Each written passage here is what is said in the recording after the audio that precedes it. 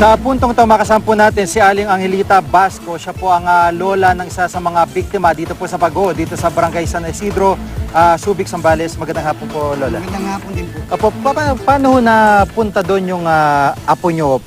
Bakit ho sila nakatira doon sa itaas ng bundok? Ayun pong mag-asawa, caretaker po doon sa bahay na yung kwento sa akin nung pamangkin ko. Opo. Ngayon po, pecha atras pa lang po na natutulog sila dyan. Bali, 3 weeks pa lang po sila ngayon. Ngayon po, nung alas 4 kahapon ng madaling araw, nag-umpisa daw yung tubig na yan na rumaragasa doon galing sa likuran na tinutulugan nila. Opo. Ngayon po, nung nagising yung lalaki na para tulungan yung asawa, bumuhos na po sa kanila yung putik na may kasamang mga bato na yan. Opo. Ngayon po, tinulungan niya yung asawa niya dahil nangihingi na saklolo. Sabi niya, patulungan mo ako, nadaganan ako. Ngayon, tinulungan po nung asawang lalaki, pati siya may tama na, parang gusto na rin sanang bumigay. Hindi na po nila namalayan yung anak nilang 4 na taon na gulang. Nawala na po sa putik at mga bato na dumagan po sa kanila. Opo, basta yung mag-asawa na iligtas po nila yung sarili nila, nakatakbo sila ngayon doon sa nanay nung pamangkin ko at yung anak nila na alam naman nila mag-asawa kung saan sila tumapon dahil alam nila doon lang din mahahanap yung anak nila. Opo. Gaano po katagal bago nakuha po ang labi ni Ian?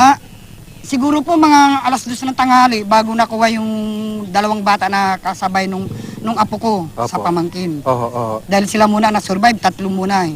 2 malaki bago 1 maliit. Opo. Sa pangyayaring ito ho ba, wala na rin ho silang matitira. Lumipat na ho sila dito sa ibabang bahagi. Opo, lahat po ng gamit nila natangay, walang natira sa kanila. Ngayon po tinulungan ko yung asawa ng pamangkin ko, takbo kami diyan palabas dahil hanggang dito pa ang tubig ng Green Plaza. Pagtawid po ng kabilang iskinita, Santo Tomas, hanggang dito pa rin po ang tubig. Opo. Santa Monica, hanggang dito pa rin po. Kumakapit kami sa lubid para makarating kami doon sa bangkay na dinalan sa Lourdes. Opo. Ganon din po pagbalik namin. Kayo ho taga rito rin sa lugar? Opo, kabilang lang po kami.